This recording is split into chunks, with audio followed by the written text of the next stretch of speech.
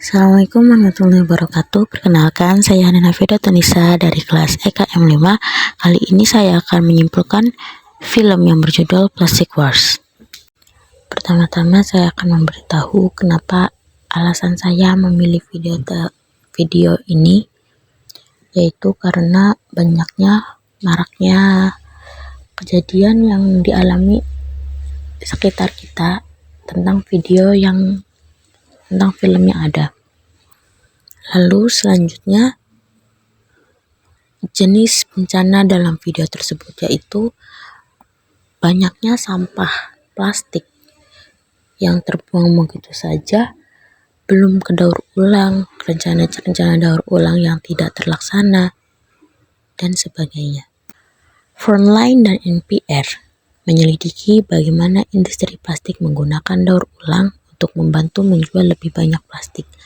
Pada tanggal 31 Maret 2020, kedua organisasi media publik ini bekerja sama untuk mengkaji krisis yang semakin meningkat sampah plastik di lingkungan. Meskipun ada upaya untuk mengurangi penggunaan plastik di seluruh negeri, industri plastik dengan cepat meningkatkan produksi baru dan memproduksi solusi yang sudah dikenal, daur ulang. Namun, diperkirakan tidak lebih dari 10% plastik yang diproduksi pernah didaur ulang. Plastic Wars, sebuah investigasi gabungan dari Frontline dan NPR, menggunakan bagaimana para pengguna plastik selama beberapa dekade telah secara terbuka mempromosikan daur ulang. Meskipun sejak awal secara pribadi menyatakan keraguan bahwa daur ulang plastik secara luas akan layak secara ekonomi. Antusias bahwa daur ulang pada akhirnya akan memberikan hasil yang signifikan. Lou Freeman, mantan wakil presiden urusan pemerintah untuk masyarakat industri plastik, mengatakan kepada Frontline dan NPR dalam Plastic Wars, Freeman adalah salah satu dari 3 eksekutif puncak dalam film dokumenter tersebut yang berbicara di depan umum untuk pertama kalinya, merinci strategi industri plastik untuk mempromosikan daur ulang pada tahun 1980-an dan 1990-an. Bersamaan dengan segudang dokumen internal yang ditemukan oleh prosedur Frontline, Rick Young, koresponden NPR Laura Sullivan, dan tim mereka, laporan orang dalam ini memberikan pencerahan baru mengenai upaya industri untuk mengatasi meningkatnya kekhawatiran terhadap sampah plastik dengan mendorong daur ulang. Larry Thomas yang mengepalai kelompok lobi industri pada masa krusial di akhir tahun 80-an dan 90-an mengatakan bahwa para pembuat plastik besar tahu bahwa tidak ada cukup infrastruktur untuk melakukan daur ulang, namun strateginya sederhana. Jika masyarakat menganggap daur ulang ini berhasil, maka mereka tidak akan terlalu peduli terhadap lingkungan, katanya. Para aktivis lingkungan hidup juga menjanjikan daur ulang.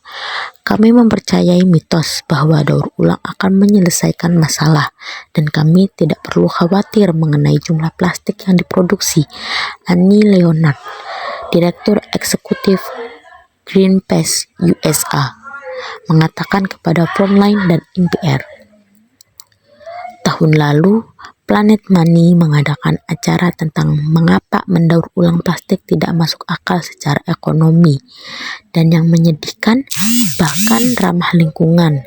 Namun jika saat ini daur ulang sebagian besar plastik tidak berhasil, dan jika hal tersebut tidak berhasil pada 30 tahun yang lalu ketika angka dan tanda panah pertama kali muncul, apakah hal tersebut pernah berhasil?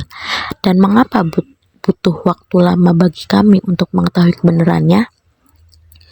Dalam episode ini, reporter NPR Laura Sullivan dengan dukungan Frontline PBS berupaya mencari tahu siapa yang bertanggung jawab, dan yang ditemukan adalah jejak kertas, dokumen kusut yang tampaknya tidak didaur ulang, yang sudah lama terlupakan di masa lalu. Kotak dan jalan setapak itu mengarah ke seorang pria di sebuah pantai di Florida. Plastic Wars mengeksplorasi bagaimana ketika penjualan plastik meledak pada tahun 90-an dan 2000-an. Sebagian besar sampah yang dihasilkan dikirim ke luar negeri untuk didaur ulang di Tiongkok. Namun, pada tahun 2018, sebagai respons terhadap masalah polusi yang mereka hadapi, Tiongkok menutup pintu impor sampah plastik. Dengan ditutupnya pasar di Tiongkok, tim Frontline melakukan perjalanan ke Indonesia untuk melihat di mana sebagian sampah plastik dari Amerika Serikat kini berakhir, dan menemukan bahwa beberapa plastik yang seharusnya didaur ulang malah dibuang ke masyarakat Indonesia yang sudah kesulitan untuk membersihkannya, limbah mereka sendiri, dan kini menghadapi seruan masyarakat untuk mengurangi konsumsi plastik dan melarang penggunaan plastik sekali pakai. Industri ini sekali lagi mempromosikan daur ulang. Di dalam pabrik plastik baru senilai $6 miliar Amerika di sepanjang pantai Teluk Texas, Wakil Presiden Keberlanjutan Chevron Phillips Seminole CEO Jim Baker mengatakan kepada Frontline dan NPR bahwa perusahaannya berkomitmen terhadap tujuan industri untuk menghilangkan sampah plastik dari tempat pembuangan sampah pada tahun 2040 dan berencana untuk melakukan mendaur ulang 100% seluruh plastik meskipun itu berarti menghasilkan lebih sedikit uang. Baker mengatakan diperlukan pendidikan konsumen yang lebih baik tentang cara mendaur ulang dan perbaikan signifikan dalam infrastruktur daur ulang. Kita harus berinvestasi dalam inovasi karena beberapa teknologi ini masih perlu dikembangkan lebih lanjut, katanya. Ketika ditanya apakah strategi industri saat ini serupa dengan upayanya untuk menangkis larangan plastik pada tahun 1980-an dan 1990-an dengan mempromosikan daur ulang dan teknologi baru, Steve Rosley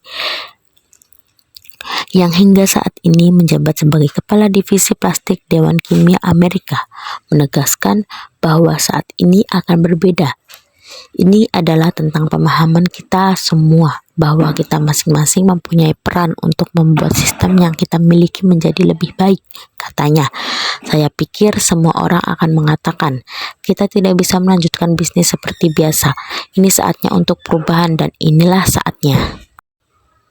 Frontline dan NPR sebelumnya telah berkolaborasi dalam berbagai proyek. Yang terbaru, kajian mendalam mengenai perang dagang Trump dengan Tiongkok, serta investigasi penyakit paru-paru hitam tingkat lanjut di kalangan penambang batu bara, dan lain-lain. Kini dalam perang plastik, yaitu Plastic Wars. Kedua organisasi tersebut bekerja sama untuk menyajikan pandangan yang kuat mengenai salah satu tantangan lingkungan hidup terbesar di zaman kita. Seperti yang dijelaskan oleh David Allaway, analis kebijakan senior di negara bagian Oregon, obsesi nasional terhadap daur ulang telah mengalihkan perhatian dari dampak lingkungan yang lebih besar akibat konsumsi yang terus meningkat. Tidak ada salahnya mempromosikan daur ulang, kata Allaway, kecuali jika daur ulang menyedot semua oksigen dari ruangan dan kita tidak melakukan hal lain selama 40 tahun terakhir. Perbincangan di negeri ini adalah tentang bagian daur ulang dari pengurangan penggunaan kembali daur ulang. Itu bukanlah sebuah kecelakaan. Itu telah dibuat, itu diproduksi. NPR akan menyiarkan cerita dari investigasi pada hari yang sama di semua hal yang dipertimbangkan, dengan siaran radio tambahan yang disiarkan dalam beberapa minggu mendatang. Inti dari permasalahan tersebut ialah ditutupnya pasar di Tiongkok, lalu tim Frontline melakukan perjalanan ke Indonesia untuk melihat di mana sebagian sampah plastik dari Amerika Serikat kini berakhir, dan menemukan bahwa beberapa plastik yang seharusnya didaur ulang malah dibuang ke masyarakat Indonesia yang sudah kesulitan untuk membersihkannya. Mungkin hanya itu yang dapat saya sampaikan, kurang dan lebihnya mohon maaf. Saya Nina Fidatunisa, mohon undur diri. Wassalamualaikum warahmatullahi wabarakatuh. Sekian, terima kasih.